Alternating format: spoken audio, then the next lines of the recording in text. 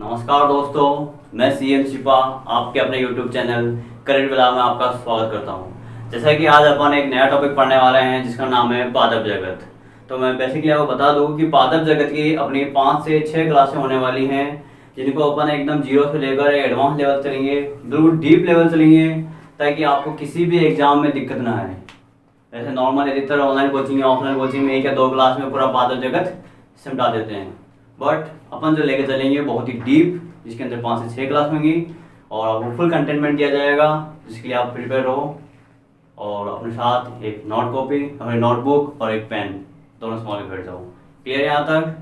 तो चलें आगे। जैसे कि आज का अपना टॉपिक है पादप जगत, प्लांट किंगडम। तो प्लांट किंगडम के बारे में पहले मैं बात करता हूँ कि पादप जगत जो होते हैं, जो पादप होते हैं, वो किस प्रकार के जीव होते हैं। एक प्रकार के बहुकोशिकीय यूकेरियोटिक जीव होते हैं। यूकेरियोट के बारे में आपको पहले बता चुका हूँ, तो यहाँ बताऊंगा नहीं अब। क्या आप मेरे को यूकेरियोट के बारे में पढ़ना है तो आप मेरे पहले वाले वीडियो जरूर देखें। तो पादप जो होते हैं वो बहुकोशिकीय यूकेरियोटिक जीव होते हैं। पहला पॉइंट, कैसे जीव होते हैं? बहुकोशिकीय यूकेरियोटिक, राइट। नेक्स्ट पॉइंट है अपना कि इनकी जो सेल वॉल बनी होती है, पादपों की सेल वॉल, तो पादपों की सेल वॉल किसकी बनी होती है? सेलुलोज की।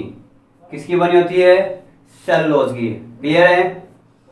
अगर अपन तीसरा पॉइंट की बात करें, नेक्स्ट थर्ड पॉइंट, कि जो पादप होते हैं ये अपना भोजन किस प्रकार से लेते हैं। तो बचपन से सभी लोग पढ़ते आ रहे हैं कि पादप अपना भोजन प्रकाश संश्लेषण की क्रिया के द्वारा ये अपना भोजन लेते हैं। किसके द्वारा? प्रकाश संश्लेषण, यानी कि फोटोसिंथेसिस। प्रकाश संश्लेषण के माध्यम से ये अपना भोजन लेते हैं। और प्रकाश संश्लेषण की जो क्रिया होती है किसमें होती है? क्लोरोप्लास्ट में। किसमें होती है? क्लोरोफिल में। प्रकाश संश्लेषण की क्रिया किसमें होती है? क्लोरोफिल में। और क्लोरोफिल में किस किस को रखा गया है? एक तो रखा गया है लीफ को, यानी कि पत्ती, और दूसरा है तना। ठीक है।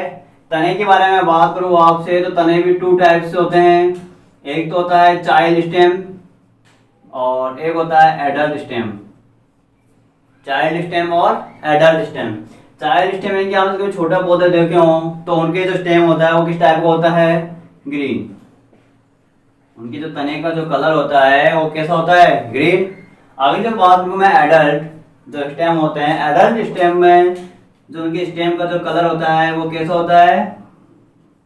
ग्रे, यानी कि हल्का धूसर। क्लियर है? नेक्स्ट अपन आगे बात करें कि प्रकाश संश्लेषण की क्रिया जो होती है वो क्लोरोफिल में होती है। और क्लोरोफिल में कौन सी धातु पाई जाती है? मैग्नीशियम। क्लोरोफिल में जो धातु पाई जाती है उसका नाम क्या है? मैग्नीशियम।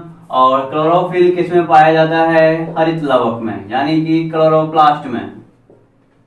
हरित लवक में। क्लोरोफिल किस में पाया जाता है? हरित लवक में।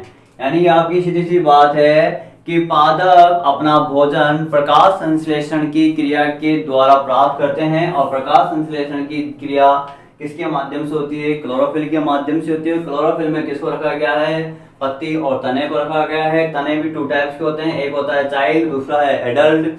चाइल्ड स्टेम में जो तने का जो कलर होता है वो होता है ग्रीन, और एडल्ट में जो तने का कलर होता है वो होता है ग्रे। और बात करें कि क्लोरोफिल में जो धातु होती है वो कौन सी होती है? मैग्नीशियम। क्लियर है यहाँ तक सभी का? आप चाहो तो स्क्रीनशॉट लेना चाहो तो स्क्रीनशॉट ले सकते हो। क्लियर है? ओके, आगे चलें। आगे अपन बात करते हैं नेक्स्ट पॉइंट,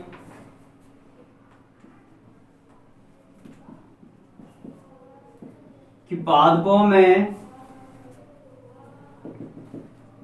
संचित भोज्य पदार्थ। पादपों में संचित भोज्य पदार्थ किस रूप में रहता है?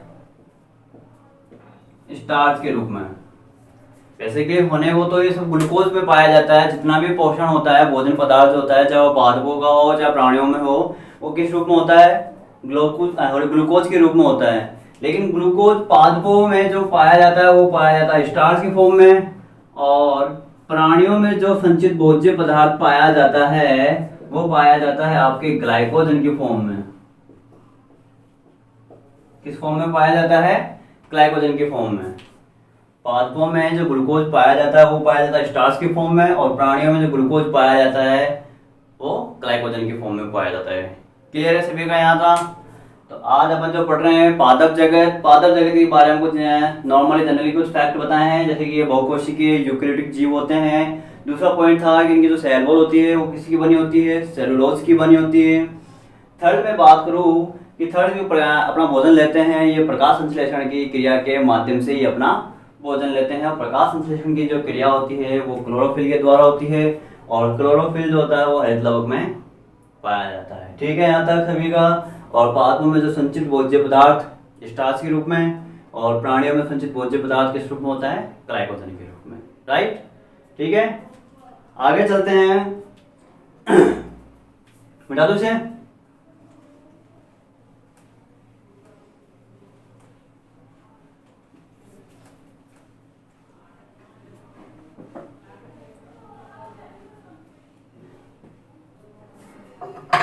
आगे चलते हैं इनके क्लासिफिकेशन के बारे में कि पादप जगत को किस आधार पर कितने भागों में बांटा गया है। तो मैं बता दूं जनरली आपके नॉलेज के लिए कि पादप जगत को 5 भागों में बांटा गया है। किस आधार पर, इसके पादप शरीर,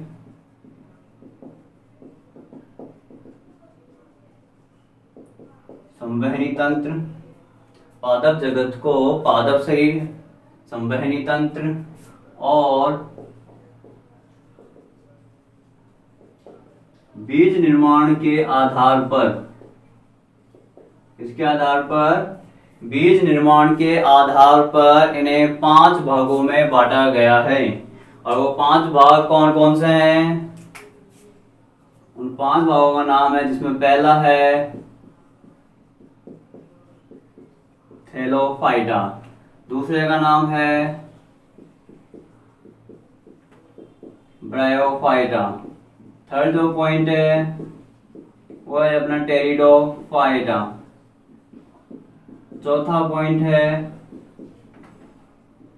जिम्नोस्पर्म, और 5वें नंबर का जो पॉइंट है वो है एंजियोस्पर्म। जिम्नोस्पर्म और एंजियोस्पर्म्स को हिंदी में बोलते हैं, जिम्नोस्पर्म का नाम है अनावृत बीजी और एंजियोस्पर्म का नाम है आवृत बीजी। क्लियर है यहाँ तक सभी का। आज जो अपन पढ़ने वाले हैं वो सिर्फ पढ़ेंगे अपन सिर्फ और सिर्फ थैलोफाइटा के बारे में। ठीक है, आज जो अपन पढ़ने वाले हैं उसका नाम है थैलोफाइटा। और याद रखना है कि पादप जगत को 5 भागों में बांटा गया है। किस आधार पर, एक फर्स्ट है पादप शरीर के आधार पर, यानी कि पादपों की जो स्ट्रक्चर्स होती है वो किस टाइप की होती है। दूसरा संवहनी तंत्र, संवहनी तंत्र की मैं बात करूँ 2 टाइप के होता है, एक होता है वस्कुलर, एक नॉन वस्कुलर। ठीक है, यानी असंवहनी और संवहनी तंत्र। ठीक है, यानी कि उसके अंदर जाइलम और फ्लोएम की क्रिया पाई जाती है। जब मैं प्लांट फिजियोलॉजी या प्लांट टिश्यू के बारे में बताऊंगा तब उसके अंदर टॉपिक पर डिटेल्स चर्चा करेंगे। ठीक है, और तीसरा है बीज निर्माण के आधार पर। कितने भागों में बांटा गया है, कुल 5 भागों में। क्लियर है सभी का यहाँ तक। स्क्रीनशॉट लेना चाहो तो स्क्रीनशॉट ले सकते हो यहाँ तक, है ना।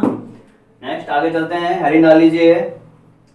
पहला पॉइंट, इसका नाम है थैलोफाइटा।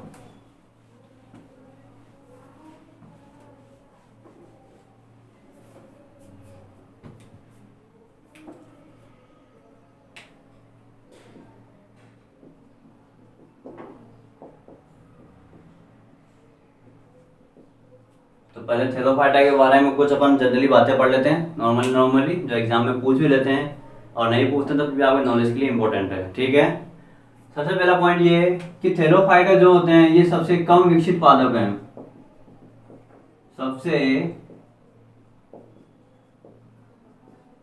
कम विकसित पादप। अब आइडिया लग जाना चाहिए कि सबसे कम विकसित पादप है तो क्या इनके अंदर ये तना, पत्ती, जड़ ये होंगे क्या? नहीं होंगे, कुछ भी नहीं होगा। यानी अपन कह सकते हैं कि इसके अंदर जड़, तना और पत्ती एब्सेंट होती हैं, यानी नहीं होती हैं। ठीक है, थैलोफाइटा सबसे कम विकसित पादप है और इनके अंदर जड़, तना और पत्ती का क्या होता है? अभाव होता है। ठीक है, तीसरे अपन बात कर रहे हैं, जब जड़, तना और पत्ती नहीं होंगे तो फिर ये संरचना कैसी होगी? थैलस। इनकी जो संरचना होगी वो कैसी होगी? थैलस। अब थैलस अपन कह सकते हैं विदेशी शब्दों में कि थैलस यानी वो स्ट्रक्चर जिसके अंदर जड़, तना और पत्ती तीनों का अभाव होता है, वो संरचना कहलाती है थैलस संरचना, जिसे हिंदी में बोलते हैं सूकाय। क्या बोलते हैं हिंदी में? शुद्ध नाम है इसका सूकाय। नाम अजीब सा लगेगा बट आप थैलस याद रखो, ज्यादा बेटर रहेगा। ठीक है, नेक्स्ट अपन बात करें इनके अंदर, तो थैलोफाइटा में भ्रूणीय अवस्था का अभाव होता है। भ्रूणीय अवस्था का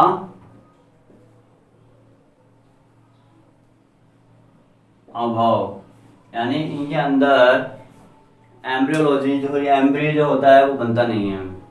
ठीक है, इनके अंदर भ्रूणीय अवस्था का भी अभाव होता है। सिंपल से 4 पॉइंट्स हैं कि थैलोफाइटा सबसे कम विकसित पादप है, इनके अंदर जड़, तना और पत्ती तीनों का अभाव होता है, इनकी जो संरचना होती है वो थैलस टाइप की होती है यानी सूकाय है, और चौथा पॉइंट कि इनके अंदर भ्रूणीय अवस्था का अभाव होता है।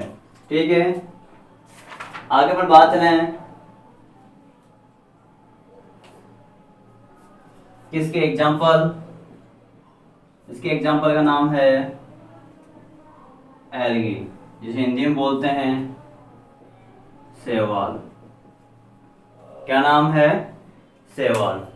थैलोफाइटा में आपको सिर्फ इतना सा याद रखना है कि थैलोफाइटा एक सबसे कम विकसित पादप होता है। जब सबसे कम विकसित पादप होगा तो उसके अंदर जड़, तना, पत्ती तीनों का अभाव होगा, और तीनों का अभाव होगा तो फिर जो संरचना होगी वो कैसी होगी? थैलस टाइप की होगी, और फिर इसके अंदर भ्रूणीय अवस्था का भी अभाव होता है। एग्जाम्पल की हम बात करें तो एग्जाम्पल है एल्गी। सिर्फ इतना सा ही याद रखना है आपको, और जो डिटेल से पढ़ने वाले हैं वो होगा आपका एल्गी। कौन सा टॉपिक होगा? एल्गी, शैवाल। क्लियर है सभी का यहां तक? मिटा दो इसको।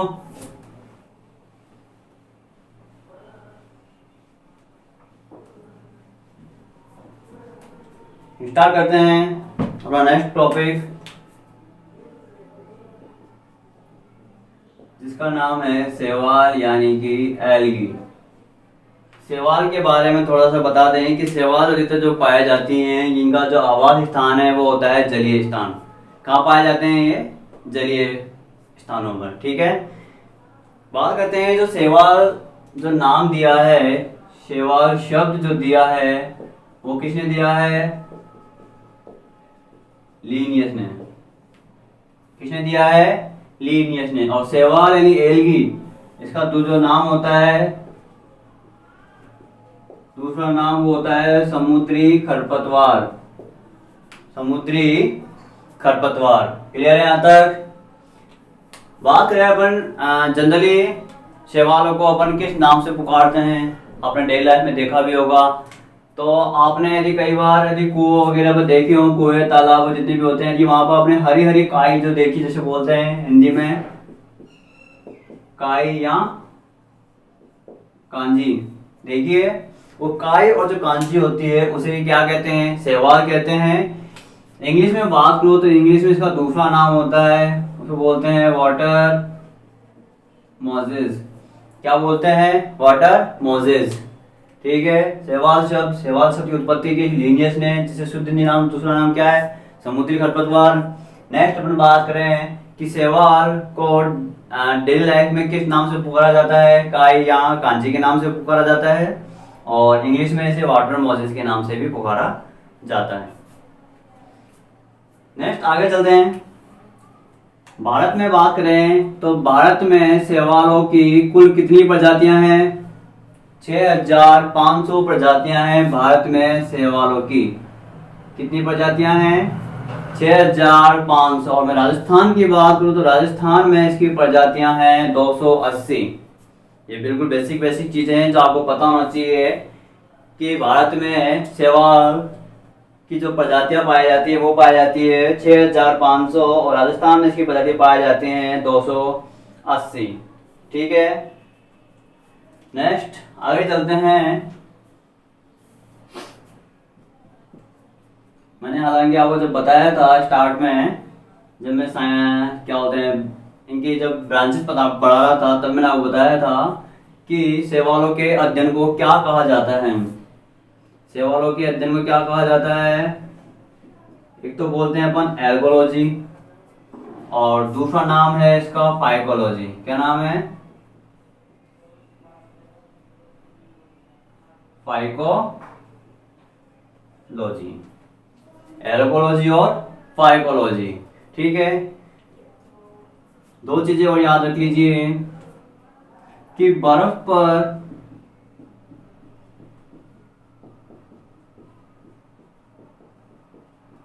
पर उगने वाले शैवाल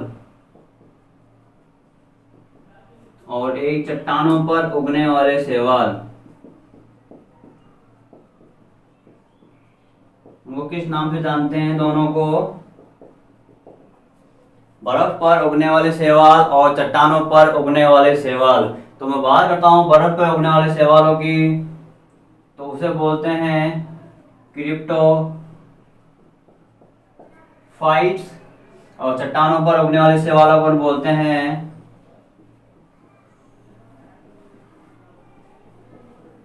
लिथोफाइट्स। बर्फ पर उगने वाले चट्टानों को शैवालों को बोलते हैं क्रिप्टोफाइट्स, और चट्टानों पर उगने वाले शैवालों को बोलते हैं लिथोफाइट्स। नेक्स्ट अपन आगे चलें कि शैवाल विज्ञान का जनक किसे कहा जाता है? शैवाल विज्ञान का जनक किसे कहा जाता है? तो आपका आंसर होना चाहिए F.E. फ्रिस्ट। क्या नाम है? F.E. फ्रिस्ट। और क्वेश्चंस में इस तरह से पूछ लिया जाए कि भारतीय शैवाल विज्ञान का जनक कौन है, तो आपका आंसर होना चाहिए M.O.P. आयंगर। थोड़ा लंबा नाम है, इसे शॉर्ट कर दिया गया है M.O.P. आयंगर। शैवाल विज्ञान का जनक पूछा जाए आपसे एग्जाम में तो आपको आंसर करना है F.E. फ्रिस्ट। और यदि पूछ लिया जाए कि भारतीय शैवाल विज्ञान का जनक कौन है, तो आपका आंसर होना चाहिए M.O.P. आयंगर। क्लियर है यहाँ तक? यदि यहाँ तक सभी का क्लियर है तो प्लीज नोट डाउन कर लीजिए इसे, फिर आगे चलते हैं।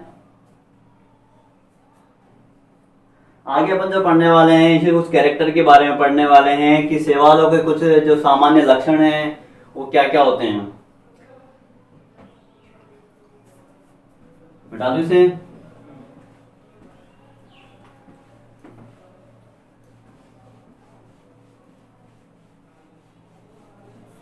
यहां तक सब सभी को समझ में आ रहा है?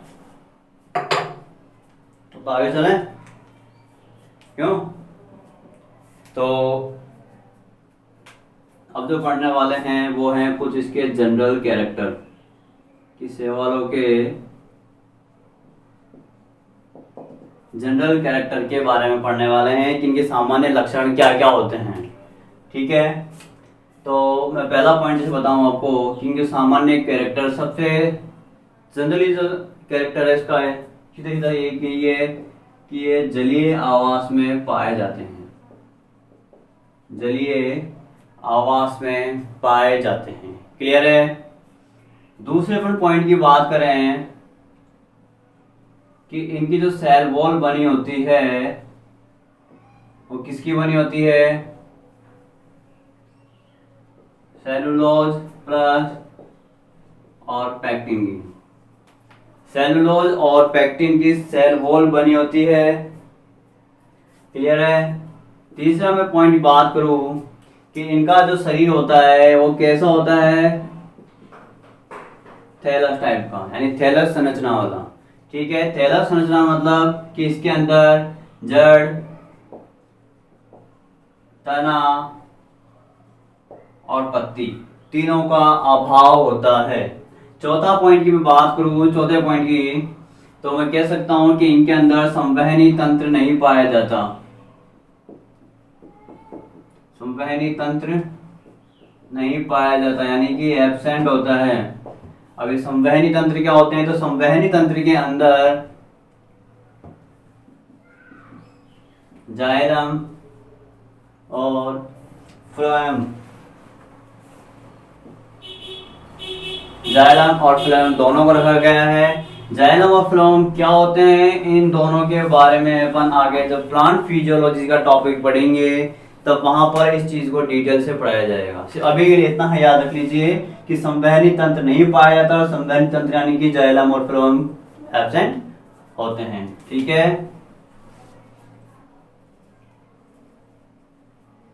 एब्सेंट होते हैं। नेक्स्ट अपन बात करें पांचवें पॉइंट की, तो इनके अंदर जो पांचवा पॉइंट होता है, जैसे कि आपको सभी को पता है, जिसमें स्टार्टिंग में लिखाया था कि सभी जो एल्गीज होते हैं वो कैसे होते हैं, यूकेरियोटिक होते हैं। जैसा कि मैंने आपको स्टार्टिंग में बताया था कि पादप जगत में सभी जीव पादपों को रखा गया है, वो कैसे होते हैं, बहुकोशिक यूकेरियोटिक होते हैं। तो एल्गी भी क्या होंगे, यूकेरियोटिक होंगे। एल्गी में तो यूकेरियोटिक होंगे, तो लेकिन एक अपवाद है और उस अपवाद का नाम क्या है, यदि दिमाग के तार बराबर हैं, यही पढ़ते हो, तो अब मैंने आपको पहले बताया था कि नील हरित शैवाल, भाई ये भी तो एक शैवाल ही है। और नील हरित शैवाल को किसके अंदर रखा गया था, साइनोबैक्टीरिया के अंदर। और साइनोबैक्टीरिया को किसके अंदर रखा गया था, मोनेरा के अंदर। और मोनेरा के जितने भी जीव होते हैं वो कैसे होते हैं, प्रोकैरियोटिक बताया था। तो क्या नील हरित शैवाल भी क्या प्रोकैरियोटिक होगा क्या, अरे होगा कि नहीं होगा, जहां भी बैठे हो आना में जवाब दे दो। ठीक है, तो नील हरित शैवाल भी एक प्रोकैरियोटिक जीव होगा। ठीक है, ये अपवाद है, बाकी जितने भी एल्गीज होते हैं वो सारे कैसे होते हैं, यूकेरियोटिक। क्लियर है, या आपके 5 पॉइंट क्लियर हो चुके हैं। बात आगे करें कि इनके जनन के बारे में, कि शैवालों में जो जनन पाई जाती है, जनन की विधि कौन सी पाई जाती है, सेक्सुअल, एक्सेक्सुअल, और तीसरी विधि कौन सी है,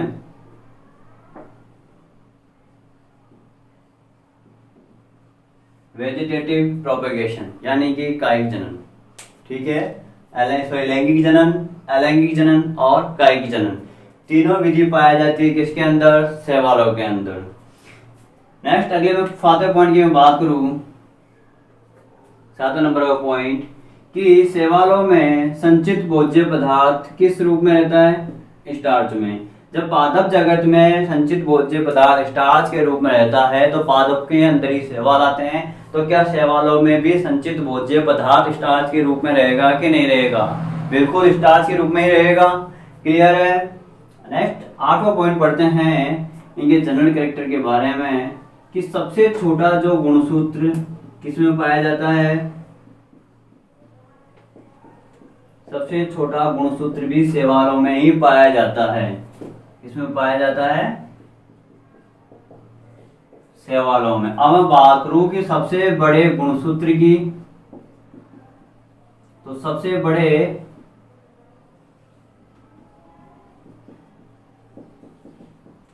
बड़ा जो गुणसूत्र पाया जाता है वो पाया जाता है आपके ट्राइलियम में। किसमें पाया जाता है, ट्राइलियम में। ये आपके 8 पॉइंट हो चुके हैं। पहला पॉइंट ये था कि ये जलीय आवास में पाए जाते हैं। दूसरा पॉइंट, इनकी सेल वॉल किस बनी होती है, एक तो सेलुलोज और दूसरा पैक्टिन की इनकी सेल वॉल बनी होती है।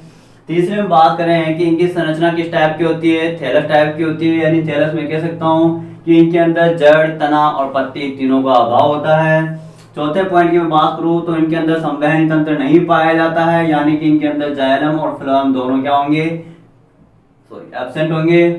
नेक्स्ट 5वां पॉइंट कि जितने भी एल्गीज हैं वो सभी कैसे होते हैं, यूकेरियोटिक होते हैं। लेकिन एक शैवाल है जिसका नाम है नील हरित शैवाल, जो अपने आप में एक अपवाद है, जिसको किसके अंदर रखा गया है, साइनोबैक्टीरिया को।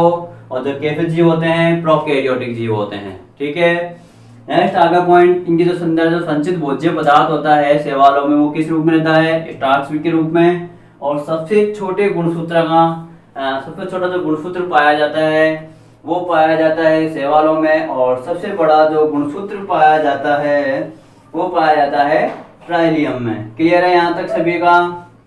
क्लियर है, तो आगे चलें, हटा दें इसे।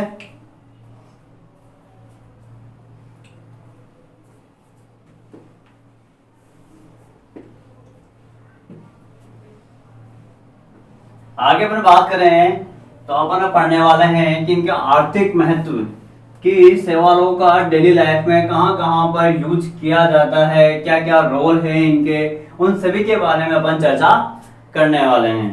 ठीक है, तो जो कि एग्जाम में आपके इम्पोर्टेंट होते हैं वो यहीं से उठते हैं टॉपिक, है ना।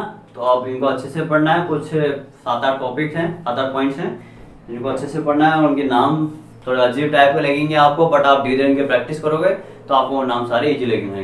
ठीक है, जैसा कि मैं पहला पॉइंट की बात करता हूं, अपना हेडिंग है शैवालों का आर्थिक महत्व, कि शैवालों का डेली लाइफ में यूज कहाँ कहाँ पे होता है। क्लियर है, तो पहला पॉइंट है जिसका नाम है लेमिनेरिया शैवाल, कि लेमिनेरिया शैवाल का डेली लाइफ में यूज कहाँ किया जाता है। तो जितने भी पशुओं के चारे होते हैं उन सभी में पशुओं के चारों के साथ क्या मिलाया जाता है, लेमिनेरिया शैवाल। लेमिनेरिया शैवाल में आयोडीन की मात्रा पाई जाती है और जिसका कलर होता है ब्राउन। कैसा होता है? ब्राउन। ठीक है, यानी लेमिनेरिया शैवाल पशुओं के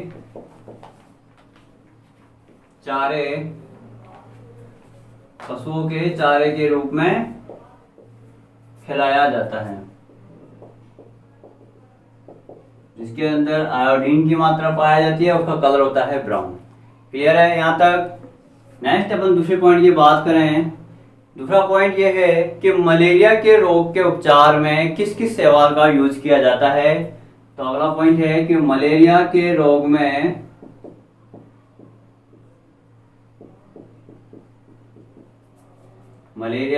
रोग में सहायक शैवाल कौन कौन से हैं? एक का नाम तो है कारा और दूसरे का नाम है नाइटेला। क्या नाम है? कारा और नाइटेला। ठीक है, अगला जो तीसरा शैवाल है उसका नाम है अगर, जो कि कई बार एग्जाम्स में पूछा गया है कि अगर का डेली लाइफ में यूज कहाँ पर किया जाता है। तो आपका सीधा सीधा सा आंसर होना चाहिए कि सौंदर्य प्रसाधन में, यानी जितनी भी जो खूबसूरती जितने भी आइटम्स है प्रोडक्ट्स उनमें किसका यूज किया जाता है? अगर का। ठीक है, बात की जाती है कि अगर जो एक पदार्थ होता है वो एक चूर्ण के रूप में होता है। किस रूप में होता है? चूर्ण के रूप में। जब इसे जल के साथ मिला दिया जाता है तो एक जेल टाइप का पदार्थ बनता है। क्लियर है? कैसा पदार्थ बनता है? जेल टाइप का पदार्थ बनता है। लेकिन बात आती है कि अगर की जो प्राप्ति होती है वो किस शैवालों से होती है। तो अगर की जो प्राप्ति होती है वो होती है कॉन्ड्रस, दूसरा है जेलिडियम और तीसरा है ग्रेसिलेरिया। कॉन्ड्रस, जेलिडियम और ग्रेसिलेरिया नामक शैवालों से ही अगर की प्राप्ति होती है। बात करें इनके यूज की तो इनका यूज कहाँ होता है? एक तो होता है बेकरी में और दूसरा होता है सौंदर्य प्रसाधन में, यानी जितने भी ब्यूटी प्रोडक्ट हैं उन सभी में अगर का यूज किया जाता है। क्लियर है यहाँ तक? यहाँ तक सभी नोट डाउन कर लीजिए ताकि अपन आगे चौथे पॉइंट पे चलते हैं। फिर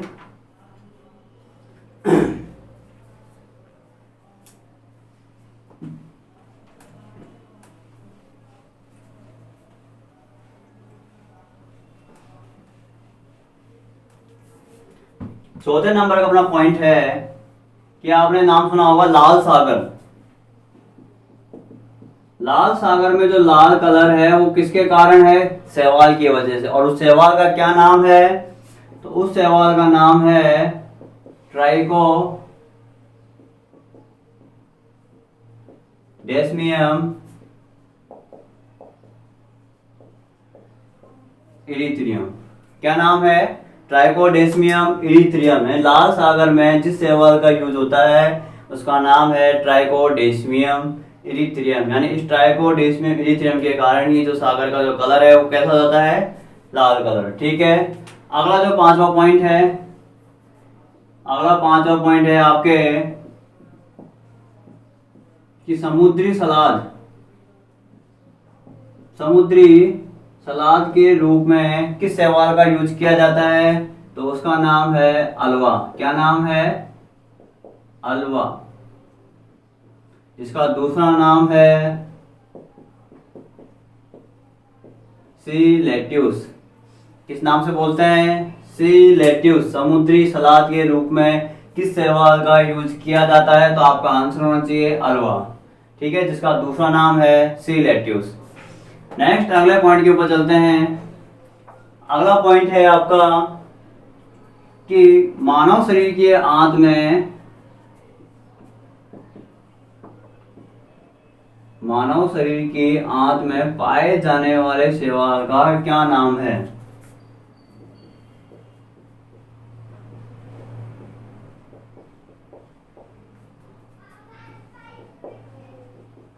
क्या नाम है?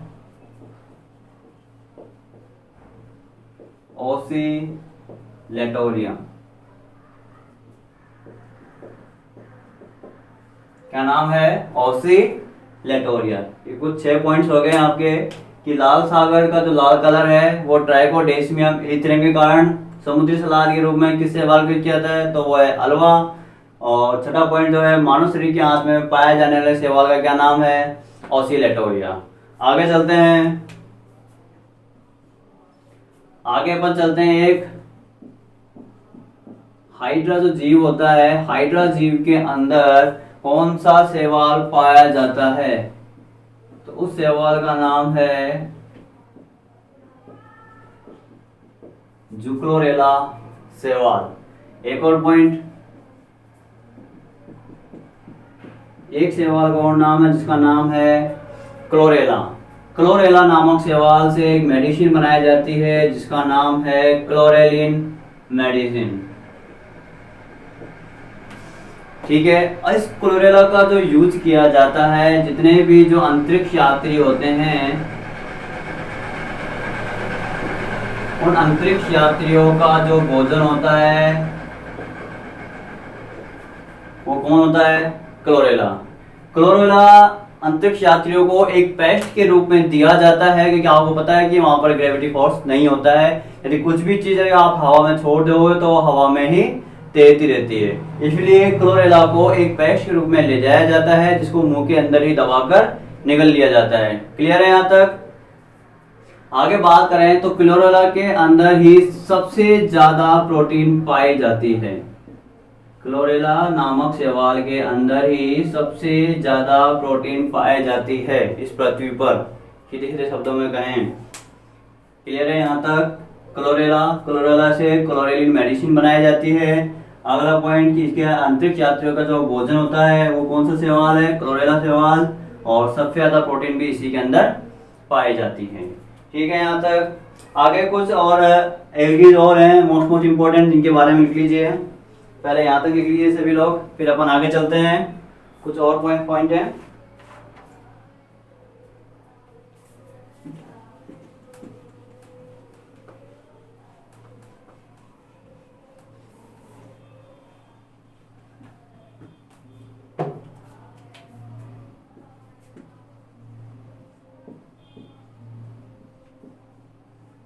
अदर एल्गीज, कुछ दूसरे एल्गीज भी जिनके बारे में आपका नाम ही इंपॉर्टेंट है, सिर्फ आप नाम ही याद रख लीजिए। जैसे कि पहला है